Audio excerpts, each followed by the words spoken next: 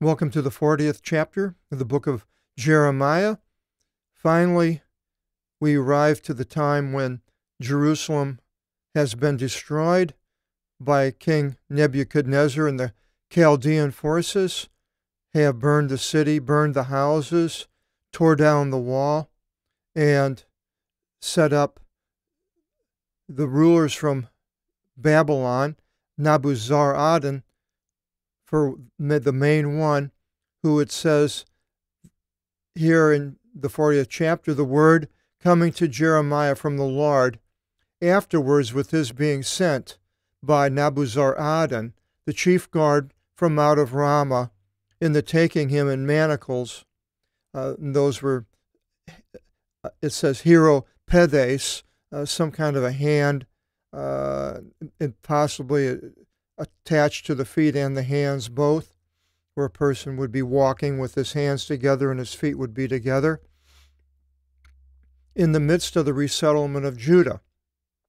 So apparently Jeremiah was taken with these people and put into these manacles, but yet they finally realized that who he was, but he was going with the ones of the ones being led into Babylon. And the chief guard took him and said to him, after he realized who he was, people probably told him, "The Lord your God spoke these evils against this place." That's interesting, how the non-chosen person, the non-Jew, would see the things that the Lord has done, yet the chosen people didn't see the Lord's hand in any of this. And it makes you kind of wonder that how people that aren't believers sometimes can see the truth and point things out, and believers sometimes miss what the other people can obviously see is a problem. And I know examples would probably be something like the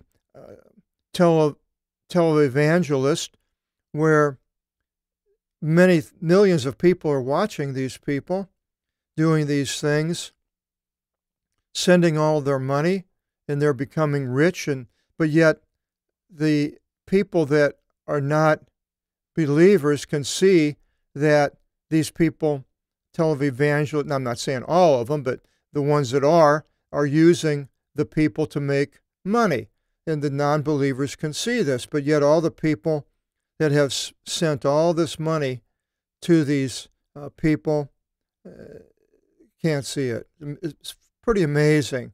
But yet here this man tells the reason why Jerusalem was destroyed.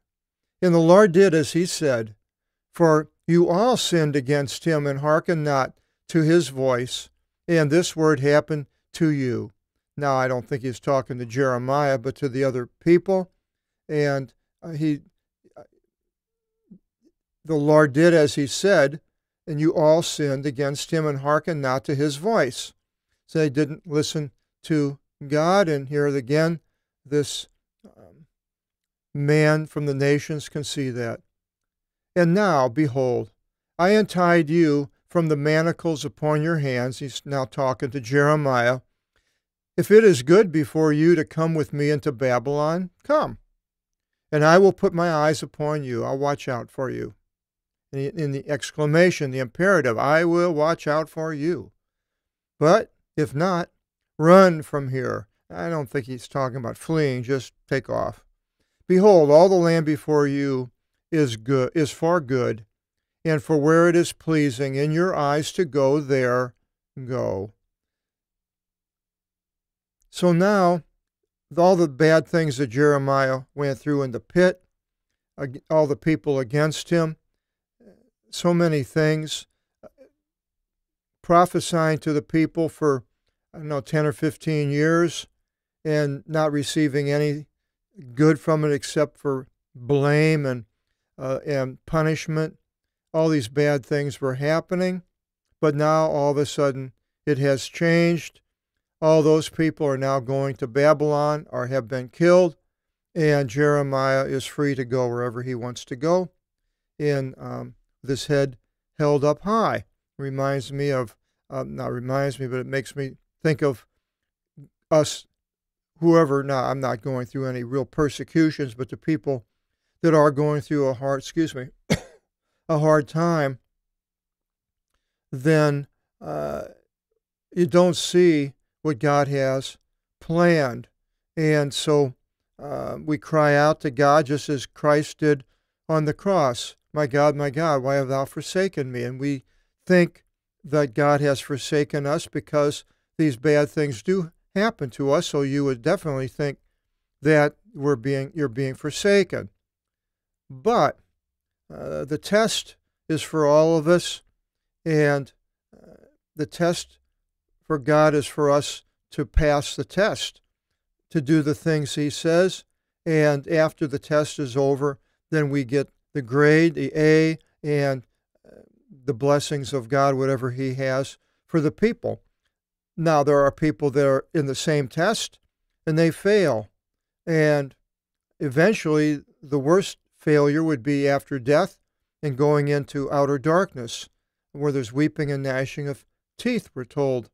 And so, the test that Jeremiah went through, the test that we go through, is all planned by God for a purpose. It weeds out the people that aren't going to go along with him, and shows the ones that are going to go along with his plan. And Jeremiah was one, and now he's free. And then he continues, Ebuzaradan, and returned to Gedaliah, son of Ahikam, son of Shaphan, whom the king of Babylon established in the land of Judah, and lived with him in the midst of the people. So this Gedaliah, I believe he was in Mizpah, which is north of Jerusalem. Let's go to the map here, and we'll see where it's at. Here it is. So now he's in Jerusalem, or I don't know where. It mentions Ramah, and there's Mizpah right up there, Bethel. It's all in the West Bank today.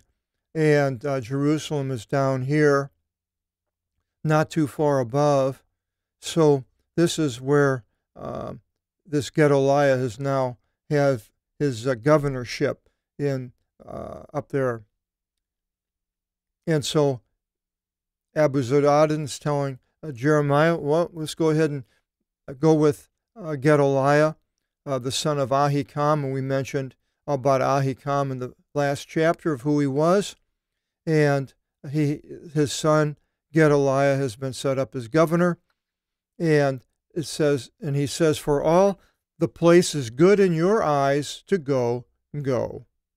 And the chief guard gave to him a feast and Dora gifts, and we have the woman's name. It's an old name. You don't hear too many women called Dora anymore, but it meant a gift. And he sent him. So Jeremiah leaves with a welcome feast and money, clothing, whatever he received. And it says, and he came to Gedaliah in Mizpah, Masiphath in the Greek, Godolion in his name in the Greek. And he stayed there in the midst of the people being left behind in the land, the ones that were not taken by Nebuchadnezzar, the poor people who were given land of their own now. The rich people were all taken, the wealthy, the powerful, all taken, Babylon. And all the leaders of the force in the field heard, they and their force, that the king of Babylon established Gedaliah in the land, and that they deposited to his care men and their wives, and the simple people, and for the needy of the land, of which he restored not to Babylon. So apparently there were these people that were an army, maybe like, I wouldn't call them terrorists, but they were soldiers, and they probably went and left into hiding, places that they could go. And then after this all happened, they came out, and they found out that Now Gedaliah has been set up as the ruler, and they apparently know him because it says, and came to Gedaliah into Mizpah, even Ismael, son of Nethaniah.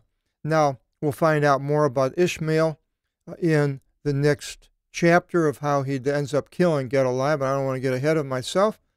And the other person was Johanan, the son of Kareah, and Sariah, son of Tanhumeth, Thanaometh, and the sons of Ophi, the Netophati, the Netophathite.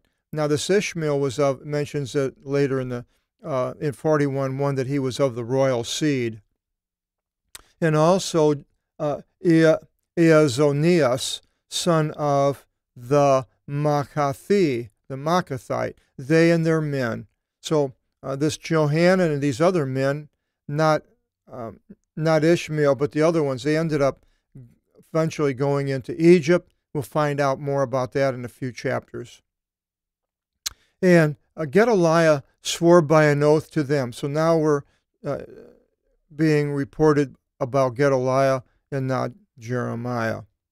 So Gedaliah swore by an oath to them, to their men, saying, well, lest you should fear phobithete, the phobe, where's the phobia, fear, whenever you see the phobe, lest you should fear from the face of the servants of the Chaldeans, dwell in the land and work for the king of Babylon, and it will be better for you, to you. Yeah, imperative. Be better to you. So, give up what you're doing, just dwell in the land, work for the king, and everything will go okay. And behold, I sit in Mizpah to stand against the face of the Chaldeans, to whomever should come against us. So he is in between Nebuchadnezzar and all the people there, and many of them were angry, mad at Nebuchadnezzar and the Chaldeans, and the Chaldeans were now overlords, and so I'm sure a lot of people had problems, so they would come to Gedaliah. And you bring together wine, that is those men, and autumn fruits and olive oil, and lay them in your receptacles, and dwell in the cities in which you held firmly. So apparently they were in these other cities that they held, and Nebuchadnezzar had left, and so these places, he says, bring together all these things and dwell, not to revolt. And all the Jews in Moab, and that's on the other side of the Jordan River. So here, all the Jews in Moab, and now see here is the in again, but the sons of Ammon. And you wouldn't say in the sons of Ammon, so I use among. Or could be by, because I use by in other places, so maybe by would be a better word than among. And all the Jews in Moab on the other side of the Jordan, and by the sons of Ammon, which was further north of the Moabites, and the ones in Edom, which were even further south of that area, were the Idumea. That's where King Herod came from. The rock city Petra was in Idumea. And the ones in all the land heard that the king of Babylon granted a vestige to Judah, and that he placed over them Gedaliah, son of Ahikam. Now these people, as they are today, West Bank, and they're all Muslim, and they want Judah, Israel, they want them destroyed. They wanted them destroyed then, but Nebuchadnezzar of Babylon didn't destroy them completely. He left, as it calls, a vestige to Judah. And then Gedaliah's over them, and then they heard these people on the other side of the Jordan, and all the Jews were returned from every place into which they were dispersed. So they were coming back now, whatever ones that were left. And they came to Gedaliah into the land of Judah, unto Mizpah, into east, into or unto, going in something. Yeah, the other one, in, they're very similar when it becomes in or by, and here is into, from outside, into, in doesn't mean you're outside and going into. It just means you're in. That's the preposition, the best I can come up with. And prepositions are interesting to study, and they change meanings in English because certain things just don't go along with the English. A preposition, which, like I mentioned before, you could be in the doghouse, or another people might say you're on the doghouse. So the difference of the prepositions by the people who are speaking and the language. Here we have Jewish people, Hebrews, that are now, they were writing in Hebrew, and now is translated into Greek by the rabbis, and so they use these prepositions using the Hebrew thought process of how they would say something. And we are trying to figure this out by going from the Hebrew to the Greek and to the English. And they gathered wine and autumn fruits, much exceedingly, and olive oil, all these men in their strongholds. And Ioanan, son of Kareah, and all the hegemons of the dynamios, dynamite derivatives, in the fields, Greece, we have agriculture, came to Gedaliah in Masiphath, Mizpah, they're north of Jerusalem.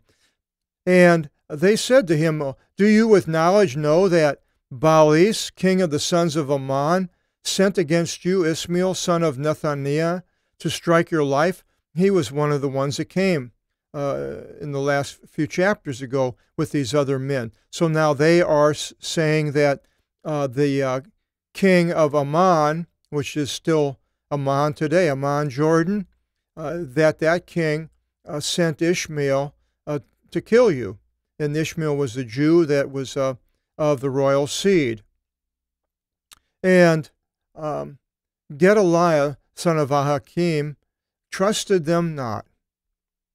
And Ioanan, son of Kareah, said to Gedaliah secretly in Mizpah, I'll go indeed, and I shall strike Ishmael, son of Nethaniah, and let no one know, lest he should strike your soul or life, and should scatter all Judah, being brought together to you, and they shall destroy the rest of Judah. So this Johanan sees what's going to happen, and he knows things about this Ishmael, and he tells Gedaliah. But Gedaliah said to Ioanan, son of Kareah, you should not do this thing, for you speak lies concerning Ishmael.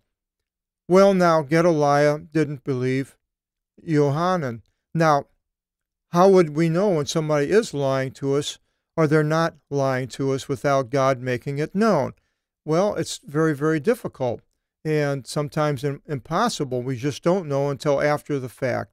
In here, Gedaliah, apparently a good man, came from a good father who did these wonderful things, was thinking the best about Ishmael and the people, but yet things turn against him, and things, people that we think are our friends or our allies, family, and whoever, a lot of times we really don't know their true heart.